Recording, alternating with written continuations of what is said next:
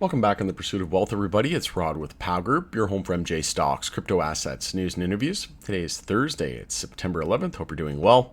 And in this video, we're going to be discussing Tilray brands. We'll do a quick update. We'll take a look at the price chart, what to expect in terms of the price action in the days, weeks ahead. I'll go over the price action today and discuss the potential of reverse split FUD coming and returning. And that's something that we seen the last time. We know that they had a ton of time. They didn't even get an extension. They regained organic compliance, and I've already started to see people say we're going back under $1. So be prepared. We could see this fear, uncertainty, and doubt FUD return. Before we get to it, make sure to smash the like. If you're new, you can subscribe. Tick the bell. You'll be notified on any future Tilray videos or when I post any new content. And as always, this is not financial advice. This is for entertainment purposes only, and I do own Tilray. It's my largest MJ portfolio holding. And you can follow us over on X, formerly Twitter. Handle for that is @GroupPow.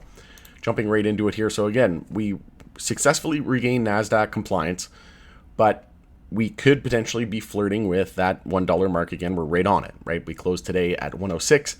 So if we drop below $1, of course, there's going to be tons of panic and FUD. You're going to see people probably run for the exits.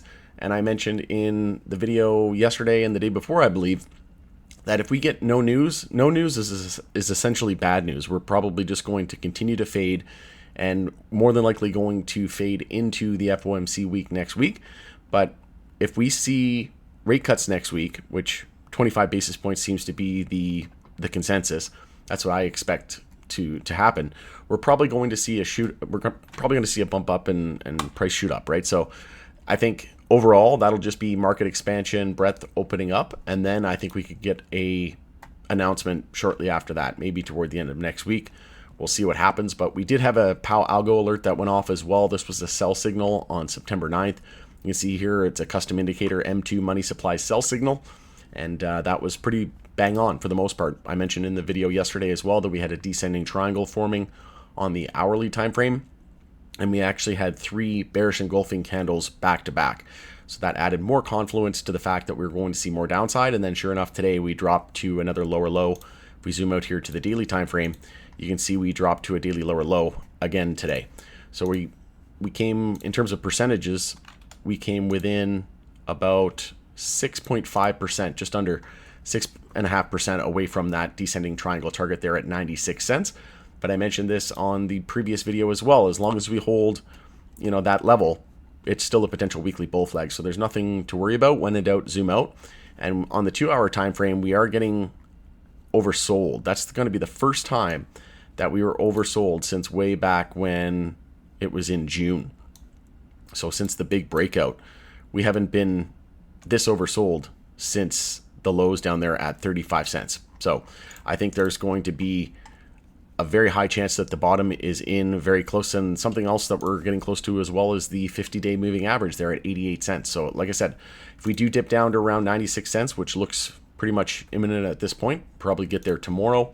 Like I said, when in doubt, zoom out. And on the weekly time frame, everything is a-okay. If we bring up our fib tool, go from the low to the high there, you can see that anything above really $1, I'm not too concerned if we wick down to 95 cents, even 90 cents. As long as we close the weekly candle above $1, I think that will be the most important factor, and then we can expect a weekly bull flag. And again, if you're not looking at other names, I know this is a Tilray video and everybody loves Tilray. If you're not looking at other names as well, you're not getting the full picture for the sector. And right now, MSOS is still very much alive in terms of its weekly bull flag. So again, as long as we close this weekly candle above 398, we're just fine. No major red flags here whatsoever.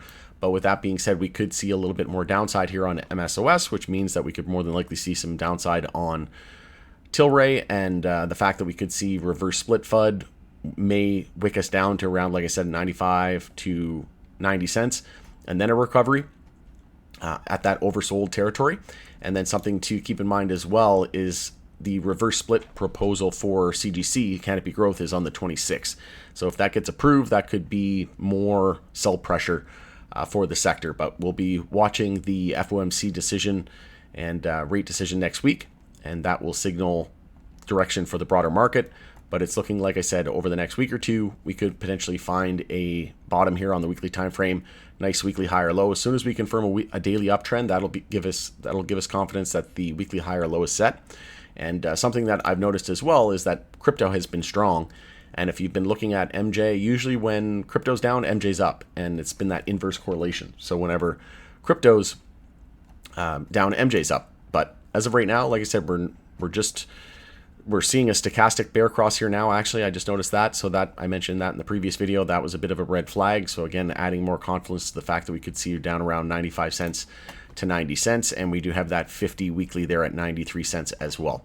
So again, there's going to be a lot of support there at 90 cents. I do believe that that's the most likely scenario, is we're probably going to trend back down there into tomorrow. Obviously, news could change that, but bearing any news, if there's no news, then again, no news is bad news. All right, going to end there. It's Rod with Power Group. Thanks again for joining us in the pursuit of wealth, and we'll see you again on the next video.